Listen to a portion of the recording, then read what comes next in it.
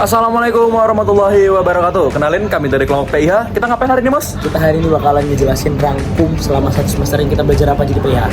Oke, jam pertama itu ada saya sendiri, Rama Putra.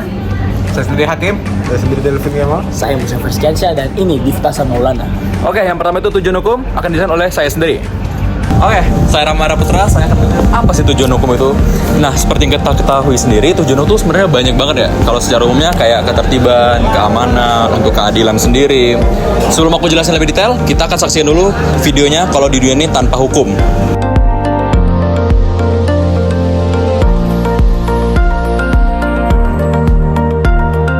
Ilustrasinya kalau tanpa adanya hukum. Sekarang aku ngejelasin kalau ada hukumnya gimana sih. Nah, ini video sebagai berikut.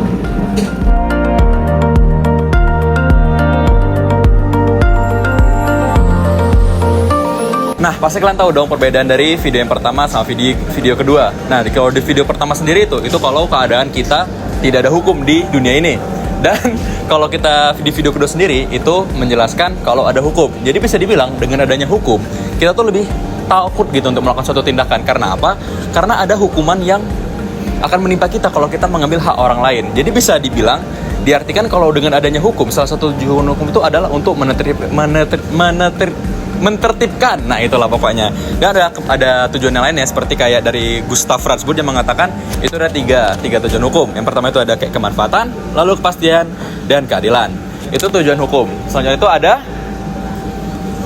hukum sebagai sarana rekayasa sosial akan dijelaskan oleh Delvin. Semua orang iri dengan apa yang kamu dapatkan. Tidak ada yang iri dengan bagaimana kamu mendapatkannya. Halo, gua Delvin akan ngebahas hukum sebagai sarana rekayasa sosial. Oke, lalu ada tujuan hukum sebagai sarana rekayasa sosial. Tujuan hukum sebagai sarana rekayasa sosial adalah untuk mengarahkan, mengubah dan membentuk perilaku masyarakat agar sesuai dengan nilai-nilai, norma dan tujuan yang diinginkan. Konsep ini menekankan peran hukum sebagai alat untuk menciptakan perubahan sosial yang lebih baik dalam aspek budaya, ekonomi maupun politik. Yang pertama ada mengatur kehidupan sosial. Hukum membantu menciptakan ketertiban dengan memberikan pedoman yang jelas tentang apa yang dianggap benar atau salah dalam masyarakat. Yang kedua, mendorong perubahan sosial. Perubahan sosial hukum dapat digunakan untuk mengubah pola pikir dan perilaku masyarakat. Misalnya melalui undang-undang yang mendorong kesetaraan gender, perlindungan lingkungan, atau penghapusan diskriminasi. Lalu ketiga, ada meningkatkan kesejahteraan dengan merekayasa kondisi sosial tertentu. Hukum bertujuan menciptakan masyarakat yang lebih adil dan sejahtera, seperti regulasi yang mendukung inklusi keuangan atau pembangunan berkelanjutan. Yang keempat, menyelesaikan konflik sebagai alat rekayasa sosial. Hukum juga bertujuan untuk mengatasi ketegangan sosial dan konflik melalui proses hukum yang adil. Oke, itu saja. Sekian, terima kasih. Oke. Halo. Oke. Jadi selanjutnya adalah mazhab hukum. Sebelum kita tahu apa itu mazhab hukum, kita harus tahu apa itu mazhab. Apa itu mazhab? Gak tahu, Bang. Oke. Makasih. Mazhab menurut KBBI adalah aliran atau haluan mengenai hukum fikih yang menjadi umat Islam.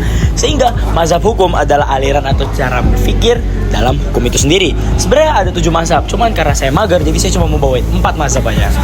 Yang pertama ada mazhab hukum alam. Yang kedua ada mazhab sejarah. Yang ketiga teori teokrasi. Dan yang keempat teori kedaulatan rakyat.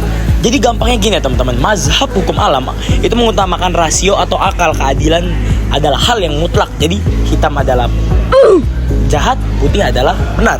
Jadi betul-betul segamblang itu. Mazhab sejarah menganggap hukum sebagai cerminan jiwa atau kepribadian suatu bangsa melihat dari masa sejarahnya. Teori teokrasi adalah mengaitkan hukum dengan kehendak Tuhan, atau mungkin kayak sekarang kita lihatnya seperti negara Vatikan. Lalu yang keempat, teori kedaulatan rakyat. Dasar hukum berasal dari kehendak rakyat yang diwujudkan melalui negara. Thank you.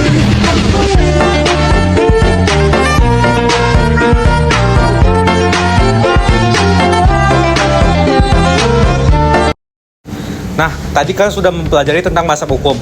Sekarang selanjutnya saya akan menjelaskan tentang logika dan penerapan hukum.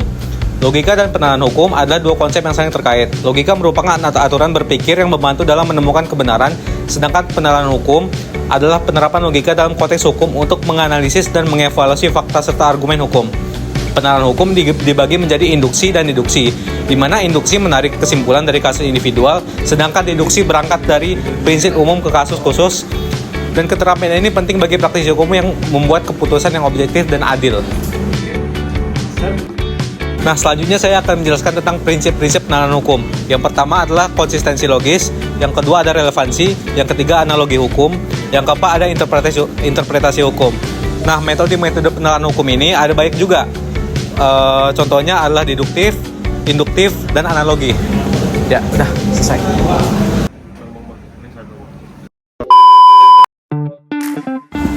Hai semua, nama gue Diftasa dan terima kasih telah memberikan saya kesempatan untuk menemani Jumat siang lo.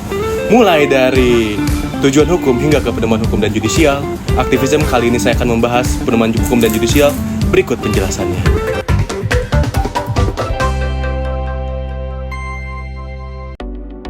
Pada pasal 10 ayat 1 Undang-Undang Nomor 48 Tahun 2009 tentang kekuasaan kehakiman menentukan bahwa pengadilan dilarang menolak untuk memeriksa, mengadili, dan memutuskan suatu perkara yang diajukan dengan dalih bahwa hukum tidak ada atau kurang jelas, melainkan wajib untuk memeriksa dan mengadilinya. Dan pada pasal 5 ayat 1 menentukan bahwa hakim konstitusi wajib menggali, mengikuti, dan memahami nilai-nilai hukum dan rasa keadilan yang hidupnya dalam bermasyarakat. Dengan demikian, pengadilan memiliki fungsi melengkapi ketentuan-ketentuan hukum tertulis melalui pembentukan hukum dan penemuan hukum.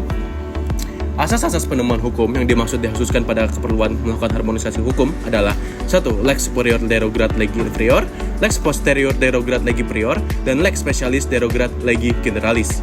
Yang kedua adalah res judicata pro veritate habetior, apa yang diputus oleh hakim harus dianggap benar dan harus dilaksanakan. Dan selanjutnya yang terakhir adalah lex dura sed tamen scripta, hukum adalah kertas tetapi harus ditegakkan. Dan selanjutnya saya akan menjelaskan tentang judicial activism. Judicial activism adalah istilah lain dari keaktifan hakim atau keaktifan pengadilan. Judicial activism dapat diartikan sebagai suatu filosofi dari pembuatan putusan peradilan di mana para hakim mendasarkan pertimbangan-pertimbangannya, putusannya terhadap perkembangan baru atau kebijakan publik yang berkembang. Istilah judicial activism dikenal dalam doktrin common law atau Anglo-Saxon.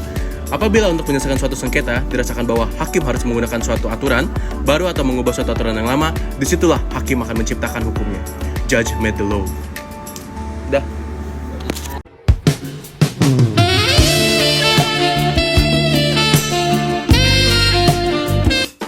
Oke, aku tahu kalian semua udah bosan sama apa yang Bang Diftasa ngomongin, maka itu hari ini kita akan selesaikan juga materi kita hari ini.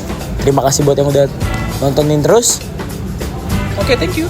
Assalamualaikum warahmatullahi wabarakatuh. Jangan lupa like, share ke teman-teman kalian, ke keluarga. Udah. Udah.